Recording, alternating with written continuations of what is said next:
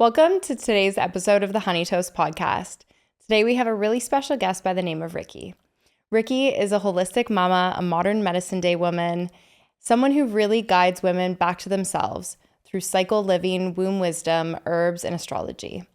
With her background in art, philosophy, midwifery, and fashion, she really bridges the gap of weaving everyday life concepts in with spirituality and intuitive living.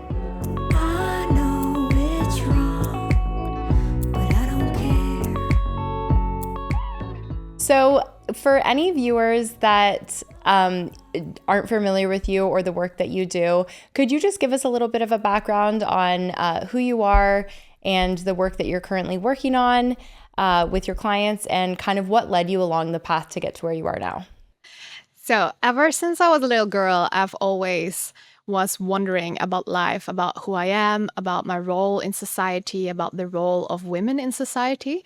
And like you've introduced me, I studied many, many things trying to find answers on these questions. And I always kind of hit a wall, not really hitting in depth and finding different perspective and different answers on my questions.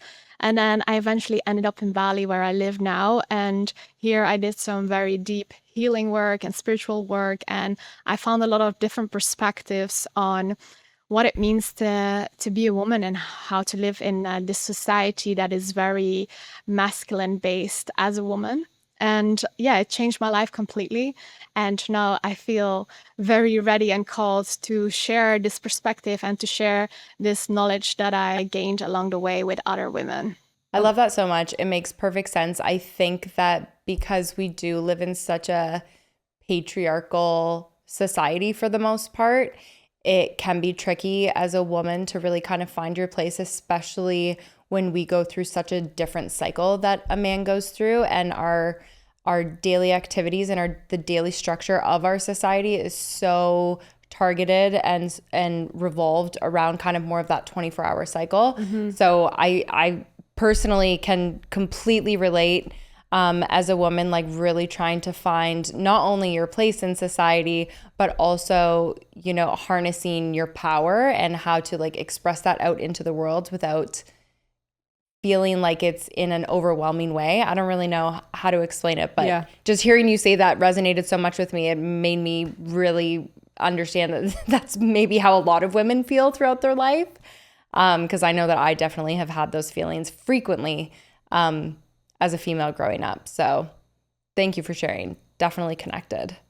In the cycle work that you're doing and working with women specifically and coming back into themselves and acknowledging what's going on, I think that a lot of women, or if not most women, if not all women, can remember their first bleed. But not all of the women may remember their first bleed as something that's like an initiation or something as sacred as it actually really is. So from your point of view and from working in the position that you do and with other women, what do you see is the consequence of not kind of acknowledging that first experience women have and kind of just brushing it under the rug? Yeah, it's so important because it lays the groundwork of how we connect with our bodies and with our cycles. And so often in the past generations, menstruation has seen as something dirty, as something to hide, not to talk about, just take some painkillers and hush hush behind the closed doors, just deal with it. And it is, in my opinion, so ridiculous because the majority of our population are women and we bleed. And it's such a big part of being a woman, of creation. It's what we go through from month to month. And yeah, I think there's still so many women so disconnected from their own bodies, from their own menstrual blood because of that, because of the way we've been taught. And I mean, it's not only the blame is not with our mothers, it's because they've also been taught that. And so generations after generations, menstruation is seen as something dirty, as something Right. to hide. And I think it's finally we're coming into an area that people are starting to see it in a different way. And if you look back in ancient civilizations, and I've done some research on this, and it's so beautiful, there's like all over the world, there were different practices on how to honor that. There were in Greece certain blood temples where only like certain priestesses or women that were on their bleed could go in to get like divine downloads or connect with source and with God. We had the red tents, which was basically women that bleed come together in a tent and just go through all the emotions and all the feelings that they have on their bleed and honor that. And I mean, if you also just look at it from like a natural standpoint, I am someone who started giving my blood back into the earth, and it's a practice that scares a lot of people, but our menstrual blood is full of nutrients, is full of energy as well. Like literally every month, we're not only shedding physically our uterine lining, but also all the emotions, all the energy that we've been processed during that whole month. And if you give it back to the earth, it's like you become part of Mother Nature again and of the Right. cycles that go on and on. And I feel this is one of my visions, but our soil in general is super depleted Yeah. on like minerals and vitamins and just in general good rich energy. And yes, it has to do with the monoculture agriculture of how we like make our crops and how we take from the land, but also I feel like we as humans, as a species, don't take part in the natural cycle of like refertilizing and yeah, making So the true. soil and Yeah. ground nourishing again. Right. So Right. that's for me. And it's also just a beautiful thing to honor your bleed every month. Like for me, it's now literally a ritual. Like I use washable pads and I just soak them in water before I throw them in the washing machine. And then that water that is full with blood, I pour that back into the earth. And it's like, yeah, it's a beautiful way to honor that and to be part of the natural cycle again. Right. I love that. I feel, and you know, my algorithm is probably very much curated to focus on this lens of things, but I am seeing more and more women having their bleed into the earth and reintegrating with, like you said, with Mother Nature. And so if it's really fascinating because it feels almost as if our society went from being so interconnected and so focused on sacred ceremony and, you know, like you were explaining, ancestral ways of having the red tent and that whole culture. And then at some point it completely strayed away from that and we became so disconnected. We saw our blood and kind of getting rid of it. Like it's just this thing that is has to go to the waste bin, you know? It's something that we want to discard. And along the way, we got this complete disconnection from it. So what do you feel is the biggest reason or the most integral part of why we're starting to see this resurfacing of women reconnecting to their blood, reconnecting to their cycle, and truly wanting to feel it, be a part of it, and have it be something that's extremely ceremonious and not something to just be discarded and looked at as something that should be shameful or hidden away? Yeah, that's such a beautiful question. I think, yeah, big part of why that got dismissed is because I think there at one point, and it is a bit with Christianity, like taking over that everything that had to do with the female, people were scared of this, of the power of blood, of what it means, and yeah, they created a patriarchy basically where men rule, where men make the systems that are linear. And I think now women are realizing like, yeah, but I don't operate that way. We don't operate that way. We don't fit in that system. We are disconnected. We are burned out. And we don't want to live like that anymore. And I think, yeah, the first step to reclaiming the feminine, reclaiming a woman's life is to reconnect with herself again. And I think the most female thing you can do is reconnect with your cycle because it is such a big part of who we are and how we operate both physically and in our emotions and our hormones.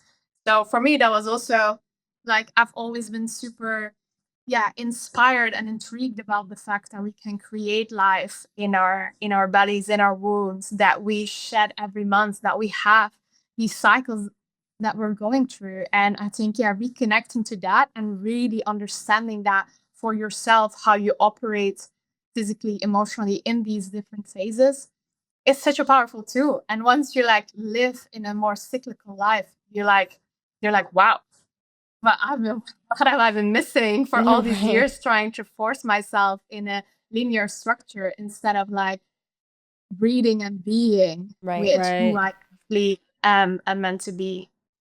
Yeah, it's like that. It's like that acceptance of where you are and meeting yourself of where you're at in each of those phases. So, kind of branching off on that thought, for instance, like in part of our cycle, some women experience pain with menstruation and cramps. So, how do you find that connection to pain is actually more of a connection to the self and like a step into the self versus trying to avoid it? Like, we look at a period in society, we were actually talking about it today, as something that you're avoiding, you're like dreading, you're like, oh God, here it comes. And like, oh, hopefully I don't have to meet this person on this day because I'm supposed to get my period. It's almost like something we prepare for and avoid because of the pain associated with it.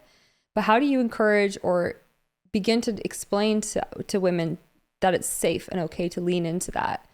And that it's more of like a prophecy rather than protection to stray away from that. Yeah, I think when you start seeing things in a holistic way, not like, oh, you're ovulating and you're bleeding, but each of the cycles also carry energies and emotions with it, and your body is actually talking to you. And if you listen to that, then you will understand yourself and what's going on in your mind and with your emotions better. And it's actually funny because, like, I made on another podcast, we made a reel about when you have your bleed, the emotions that come up that are guideposts to what is actually going on within emotionally. And that went viral. And so many women reached out to me like, wow, this sort of perspective that I haven't had before. And like now when I'm bleeding, I'm actually listening and like trying to see, okay, what comes up? Is it frustration, anger, sadness? Am I happy? And that says something about your life and how you're living and whether you live in alignment with what you're supposed to do or not. And yeah, just embracing that more like intuitive listening to your body, because we as women, we are super intuitive. And if you actually lean into that and try to like let go of like the rationality and the logic, but actually just like tap into, okay, what is happening internally now here for me. Yeah, it's just so powerful. And you can, I do that in a journal every time that I bleed. I journal with my bleed, and it's very interesting to then see every month what changes, what comes up, like, and it's all related always to the months that you went through. And even with like you said, pain and cramps, like in so I wrote an ebook called Bleed Like a Woman. And in there I also describe all the different like things that are not going well. So for example, PCOS, endometriosis, having long cycles, having short cycles. These are not only physically and hormonal like guideposts of like, okay, something is not flowing right, but it also has to do emotionally and energetically with like where you are in your life. And often these are related to like suppressed anger, letting your boundaries cross too much, not taking enough rest and time to actually integrate things.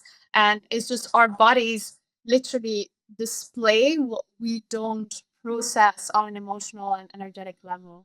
And yeah, it's very powerful, like once you start seeing these connections and actually work with them, how much you can change both physically and It's so well said when you said it's seeing these connections and then working with them, where I feel like that's a really key statement, working with them versus working against them. Yeah. Because when we're feeling and we're in these states, it's so natural to be like, these may be negative in society, especially in the Western culture, and it's not as accepted. So I'm going to save everybody else from my energies and what I'm going to put there because it's inconvenient to them. Right.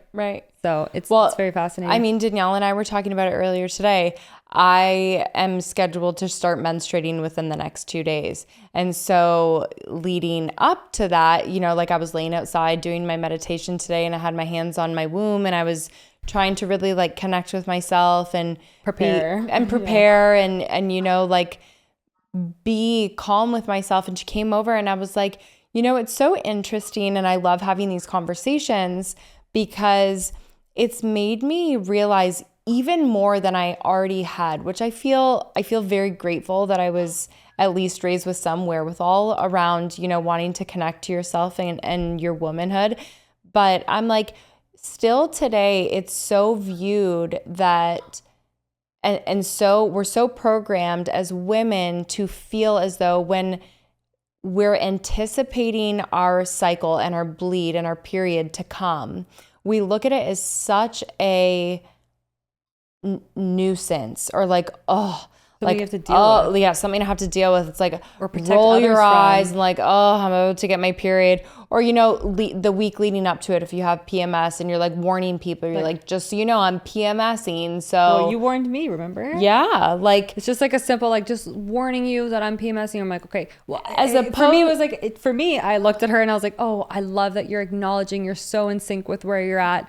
I love that. Where for her, it was more so coming from initiation, be like, don't, like, it's not personal, it's just my hormones. Right. Where I'm like, I get it. I get that. but why is it that we, and I'm this is more rhetorical because I feel you've already actually literally answered it, but why is it that we as a society of women are so programmed to feel like our period is something that is a nuisance, and our luteal phase and our menstrual phase are something that should be that, oh, well, you can't handle it, so it should be pushed to the side and kind of hidden away, as opposed to this celebratory phase in womanhood. Like, and you're protecting and other the people depth. as the woman versus the other people protecting Right. you as the woman. Right. But there's just like such a depth to those phases within us that I feel we can't reach unless we were to go through them. So, I mean, I would love your feedback and opinion on the evolution of all of that. Yeah, I think a big part of what that is, so obviously in both women and men, we have masculine energy and female energy, feminine energy. And so if you look at a cycle, we actually like are very compatible with the moon as women. So you can either bleed with the full moon or ovulate with the full moon, bleed with the new moon, or ovulate with the new moon. And so you basically have a waxing and waning phase. So what you could say your waxing phase is from your bleed onto your ovulation. This is a very masculine energy. So we feel great, we feel happy, we have a lot of energy, we feel very productive, we feel creative. And so that is actually very, like I say, a very masculine energy. So in society, men have seen that women are like that and they relate to it because they feel a similar way every day. But then the part from your ovulation, your luteal phase, and your bleeding is the waning phase of the moon, is a more soft feminine, but not only soft. And this is also a misunderstanding that like the feminine is only like soft and receiving. No, there is a lot of emotions, rage, anger, frustration. And these things come up during that period. But the thing is, because we live in a patriarchy, there's nothing set in place support wise or structure wise or even education wise that women go through these phases. Right. So we feel like it's inconvenient that we feel angry, we feel frustrated, that we bleed, that we feel tired, that we just like want to hate everything and everyone. But if we would actually have a structure and a support system set up for that, if the roles would be reversed and men would be bleeding, our whole society would look different. And I think there would be so many different things set in place, both in family situations and in work situations, where men would like be in their luteal and their bleeding phase, would have a different approach or a different tasks or work or functions to Right. be within those spaces, and we don't have them. And I think it's up to us women to reclaim that back, to be to the men and educate them like, hey, we don't function like that during those phases, and we shouldn't either, because like that is also a big part of like that I realized. If I work super hard and active as much in my luteal phase as I would do in my follicular or my ovular phase, I burn myself out. I'm even more angry and more frustrated. It's like, no, those are the times that you need to take it easy, rest, be with yourself, journal, reflect on things. But And the people more don't you want to do that. Yeah, like then me. the more you thrive as well during the phases that you're meant to like be active and thrive. Yes. Right. Yeah. It's very true. I see myself a lot in that pattern that you're saying, and that's something that I'm personally work on, which is why I'm also so fascinated to talk to you and the work that you do, because I'm like, this is something I aspire to, I wouldn't say master because that's kind of like a masculine approach to But it. connect more to. Connect more with. especially I think when we were talking previously, because I just had my daughter, like I'm still waiting for my cycle to come back in my life, and I'm kind of living half in cycle, half not, because I still believe cycles are happening. Because, you know, even women, when they go through menopause, they stop their bleeds. They say that cycles still are going on, and it's just becoming more in tune and in touch with the signals and the systems. And I do find myself, because I'm like, oh, I feel great. I have a burst of energy. These next 5 or 6 days, I'm good to go. But then once that shifts into the next phase, I personally find I have a very difficult time letting go and accepting that. So I push further into my rest phase, which causes an even deeper and bigger imbalance, which makes me feel even less than and harder on myself, because I'm not producing in a way that's effective and valued in the way that is expected in our society. The specifically the Western society. Right. So as we were reading through your work, Marieke, I was looking through, and you're talking a lot about in your work about we bleed the same blood as our grandmothers do. And I was just wondering if you can touch a little bit more about that cyclical or ancestral thread that connects all of the lineage for women, for every woman in this world. Yeah, beautiful. This is something that I also love sharing about. But actually, back in the days, there was not such a thing as giving the male name and pass that on generations. That is something, because back in the days, they were not sure, like, which man made which woman pregnant. But the only certain thing was the mother. You know, you always knew which woman was the mother of a child. So the bloodline is something maternally is something very secure. And I think it's because men were so scared of that they then started giving the last name of the man to make sure that their lineage, their bloodline continues. But actually a bloodline goes through the female and not through the male. This is again a patriarchal construct that has been brought in, and that gets it all the way around backwards. And so also super beautiful that the egg that created you was already formed within your grandmother's womb, within when your mom was being created in your grandmother's womb. Like for females, all the eggs get already created within the womb that then eventually become you. So you carry literally the energy and the DNA of your grandmother with you. And yeah, it's like this continuous water flow that goes between generations. It's very beautiful to think about it in that way, that actually the maternal line is way stronger and is way more sacred than you could say than the paternal line. But this is again something that we've been dismissed and pushed aside and not been taught about. So it's so funny. I always think them. I'm like, why the men's last name? It's like women never had last name. You just sparked me on a thought. It is interesting though. I'm recently married and did change my last name to my husband's last name, and it was really hard for me. I felt like it was a challenge. I don't want to say a challenge, because I didn't want to take my husband's last name. I love him. It's not the masculine against the feminine here. It's more like an identity thing, right? Yeah, more of an identity thing. But it was probably the first time that I really got to thinking about that. Like, why does everyone take the man's last name? And literally my thought process instantly went to basically this. I was like, well, I do, as the female, I am the one that, creates the life and births the life. So there's never a question regarding who the mother could possibly be. So you said that, and I was like, yes, I feel like I was recently having a similar thought process. But circling back, but to circle back, I think that, not only is it so ancestral in the fact that, like you said, even when you were an egg in your grandmother's womb, because your mother was an egg in her womb, first of all, that is fascinating. I feel as though the ancestry of womanhood and cycles and menstrual cycles in the womb are so interconnected that's probably a topic all on its own that we could talk about, I feel, for ages. But what would you say is a message that you feel is very easy to connect with people when you're telling them about menstruation and the menstrual blood and how accepted it should be in today's society, because it has transformed so much over the years. It used to be something very accepted and celebrated and seen as divine. And over time, it's really become this kind of tainted, taboo, shush thing.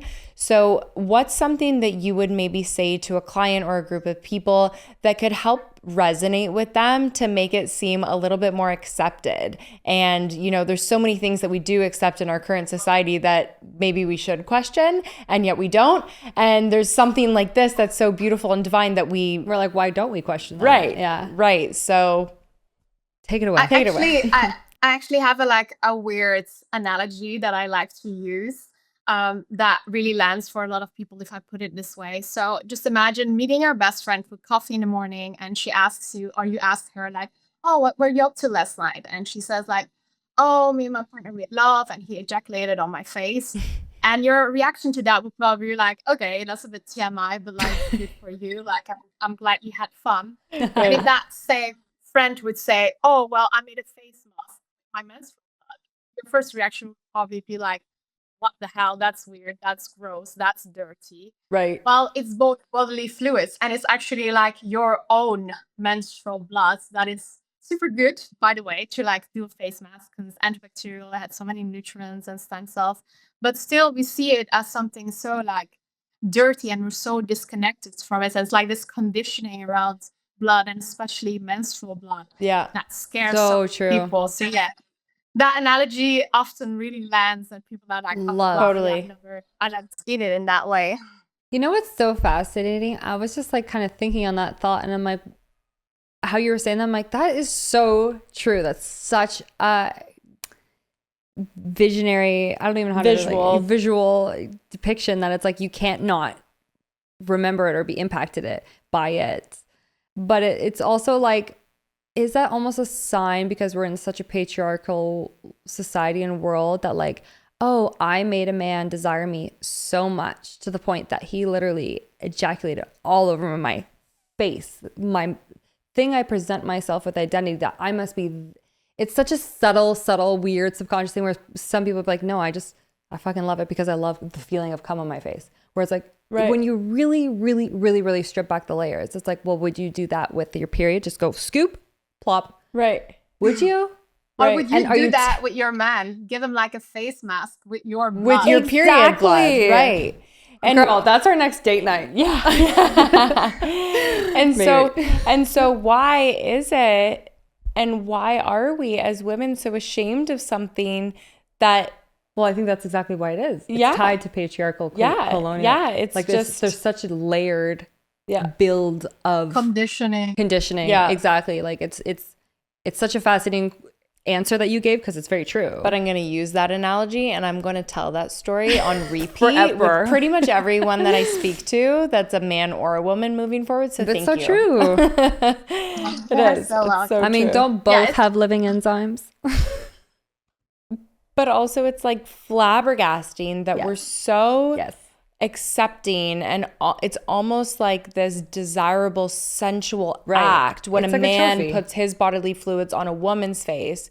But if a woman would want to put her bodily fluids on a man's face, it's looked at as disgusting Repulsive. and gross and What's wrong with dirty. you? And But what to are be you honest with you, like thinking? up until probably a few years ago, when I actually had joined a women's container, and it was like my first experience with working with a healer, and in this container, women were so open to the point where they're like, oh, last night I did a period blood mask, and I was like shocked The first time to my core, because I was like, ew, right? But then after I was like thinking about it, this moment has stuck with me for years, and I was like, I can't wait to get my period so I can do that. Yeah. Because it makes so much sense. It's like a simple ritual that connects you to It's not so just nourishing. nourishing your ancestors, your body, your fluids. It's I haven't done it yet, but it's fascinating because I do want to do it, and I want to partake. I want to put myself in the uncomfortable positions. I want to question why. And I think a lot of women, especially in our audience and our listeners, are in the same position. It's like, yeah, we grew up and we're connected to the Western modern world, but at the same time,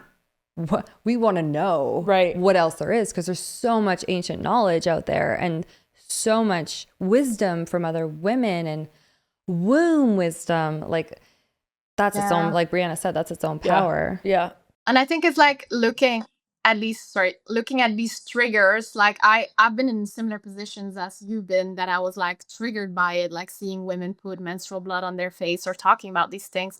But I feel those triggers always show like where you haven't looked within yourself of like, Yes. Yeah. why am I actually triggered by this? And I think if you look at that with everything, it will show you a lot of like where the conditioning still is. And then you can differentiate like, do I really just not connect with menstrual blood and these practices, or is it because I've been conditioned to think it's gross and dirty? And I think, yeah, that's such a good tool and way to like look at your triggers that can help you grow like immensely. So, for someone who is newly experiencing these types of conversations or these kind of topics, Danielle and I, obviously being more in the wellness space a little bit, we are really seeing this resurgence of women being more connected to their bleed and to their blood and to their cycle. What do you feel has kind of been impacting that change and that revolution of us becoming more home to the self?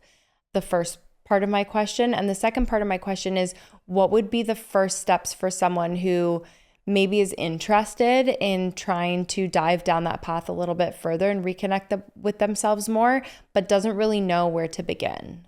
So to answer your first question, I think just worldwide, we're in an age of disconnect.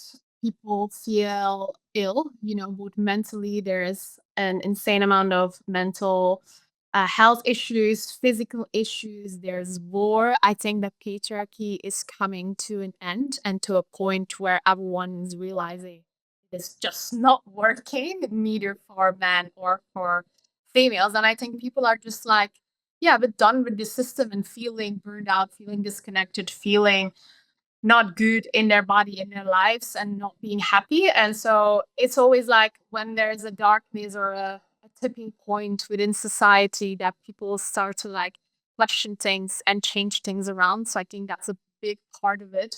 That, and especially women, because I think we're the most affected by our society at the moment, that they're like, I don't want to do this anymore. Like I don't want to grind and hustle and burn myself out and lose my cycle and need to go through infertility and all these things. Like we don't want and not listen to my emotions.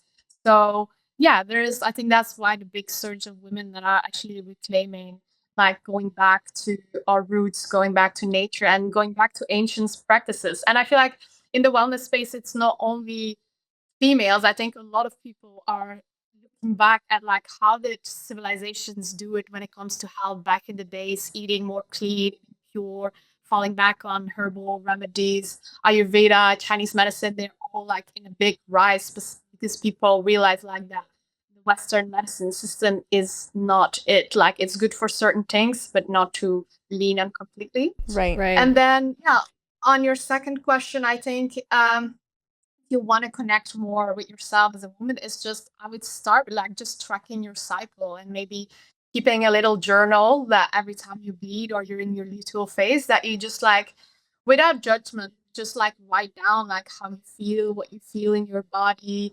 what you've experienced in the past month. And yeah, just connect more with that. And I feel like the more you do that, the more you will see like, oh, okay, there's a pattern here, or there's things that come back.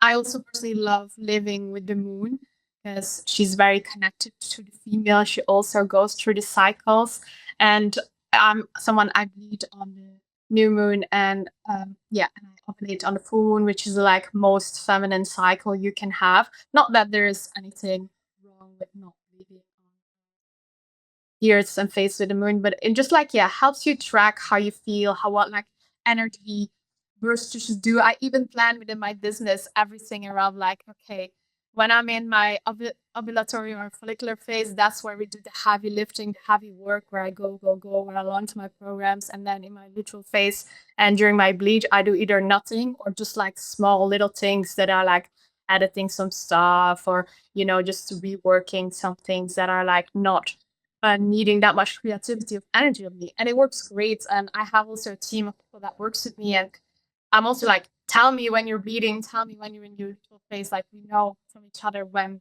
what is happening. And it's so nice to also do business in a feminine way and respect other women, like when they're bleeding, when they're struggling, when they're needing more time, space to do stuff. And I feel like it works great because then, because they rest when they're supposed to rest, they're also Yes. that much more productive and feeling motivated to actually like get stuff done when they're in their follicular. Absolutely.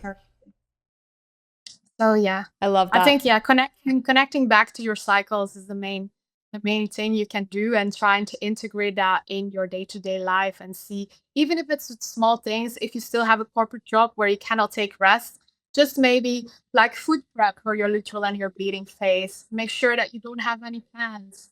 Sit with it, cancel, and just like allow yourself to just like rest more. Yeah. Allow yourself. So I great. feel like almost that tracking is like that sense of permission. So, because women, I just love women. Okay, they're just the best, the most. I love being a woman. I call forth becoming a woman in each lifetime here on forward. Yeah. But I just feel like there's so much magic and power to it that it's almost like by tracking something simple as your cycle, it almost gives you that permission to ease into that rest, because we are naturally such givers, such people pleasers, and show up above and beyond for everyone all the time. And it's exhausting. And as we know, there's a lot of burnout culture. There's a lot of symptoms coming up. And that's why I think we're turning to a lot of ancient practices and kind of going back into ritual, which is different than routine. So I think that in a way, we're learning to decondition this good girl archetype that comes with like showing up in only these great cycles and phases of ourselves. And even we've been so conditioned that even when we are experiencing these tougher times, when we're bleeding, we don't want to burden anybody. So we retreat to save everybody else's discomfort versus being like, this is the way the world works. This is the way it is. So everybody works in kind of tandem with one another. And let's work in harmony to support each other through those phases. So I love that you said that about even the people that you work with, you discuss your cycle and when you're bleeding and when you're in which phase. And how do we get on the same cycle all the time? But also so that you can truly support each other through all of it. I think that that's spectacular. I'm a big advocate for that. I do it in my own household. I'm very open. I have a calendar on my fridge that says which cycle I'm in on which week of the month, so that everyone in my household knows like where I'm at. I think that it is extremely important that all of us interconnect so that we can all support each other through our cycles, both men and women. So that's really great. Yeah. So this kind of like leads me into more of our closing statement here.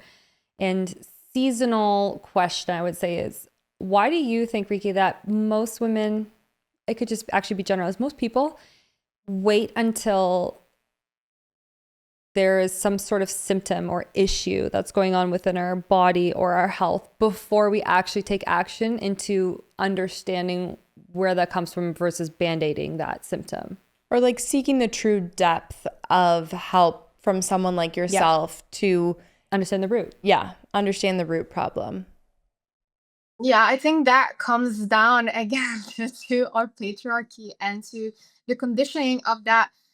Also how the medical system works. They don't go to the root. We don't see things in a holistic way. Right. It's again more linear. It's like, okay, you have this symptom, let's like find a bandage to put it on, instead of looking like, where is this symptom coming from? And yeah, it's also the way that we've been conditioned to look at our body. Like I have the same with my mom. She's like very I would say like masculine in her way of being, and like she felt not like super late that she had kidney cancer, like in a very far stage already. And I was like, Mom, did you not like tune into your body and feel that? And she's like, yeah, I felt like something in my side, but I didn't worry about it. And I was like, whoa, how can you be so disconnected from your body? Luckily everything, like the fear of it, right? Yeah, operation, everything is fine. But yeah, it's just Happy weird to hear that. we've been taught not to listen to our bodies. We've been taught not to listen to our intuition. And I think, like I said, the masculine, the patriarchal way of seeing things is rational, is structured, is controlled, and how the feminine energy works is intuition, is more holistic, it's literally circular again. So yeah, if we learn to like listen to our bodies and really be in tune with them, then we will feel like very fast like, oh, okay, something is not working, instead of letting our bodies speak for us. Because I 100% believe that all diseases have an underlying like mental generational root cause that we neglect and that we don't listen to, and then our body literally like is in dis-ease. Yeah. It's not in a good, relaxing, natural, holistic state. It's in a dis-ease, and our bodies then show us like, hey, something is not going well. And it's like really cool. You can even like look at your body and see like which part of your body, especially like in Chinese medicine, they make like the connection that certain parts of your body are connected to certain emotions or to certain things that you don't process or that you're stuck with. And that's often then also related to where that disease come from. So yeah, I think it's the holistic approach that we've forgotten and that we're now coming back to, seeing things as like a whole and that everything has an effect on each other. And then now like finally coming up with research and studies that how much our mind is controlling our body and vice versa, that it's not like separate entities. So It's the connection. Between everything and everyone. Everything's interconnected. Oh my God. Yeah. How esoteric can we go here? Yeah. I could just keep going and asking you so many questions, but Yeah. just so we don't go too far off into the ethers. Oh, Yeah. Could you just share a little bit more like where our listeners can find you, what it is that you offer, and any social links or any pages that you want to mention or any offerings that you have going on at the moment? So yeah, my main account is Mama Riki on Instagram. I wrote some ebooks, one Bleed Like a Woman. I also have one on how to align your life and your manifestations with the moon called Moonfestation. And I'm currently going to host retreats in August and in October that are based around like, yeah, coming back to your feminine essence. I do also here in Bali 2 weekly woman circles, which I love. And yeah, I'm planning on starting my own podcast very soon. And I just building my brand more and more. I think I'm still for myself also finding what is my best medium or format on how to do that and playing around with that. But yeah, I think my main channel is my Instagram, so you can reach out, just drop your questions and follow me on the journey that I'm on as well, to like speak my truth and share more knowledge of all the research I did with women. Absolutely. Amazing. Yeah. Thank you so much for sharing. And we're going to write all of this in our show notes as well. Yeah. So for anyone that is interested to work with Riki one-on-one or potentially attend one of her phenomenal retreats or hear more about what amazing information she's sharing, we'll have all of her links below in our show notes below. Well, thank you so much, Riki. We value you so much. We value your input, and we cannot wait to continue this conversation above and beyond. We appreciate your time and your energy. Yeah, thank you, ladies, for having me and for making a platform where we can share all of this, because I think it's so important and that this gets out in the world and more women like connect back to their bodies. So thank you so much for having me. Yes, absolutely. Well, thank you so much for tuning in, everyone, today. We look forward to seeing more guests like this on our show, and we hope that you check in for more episodes.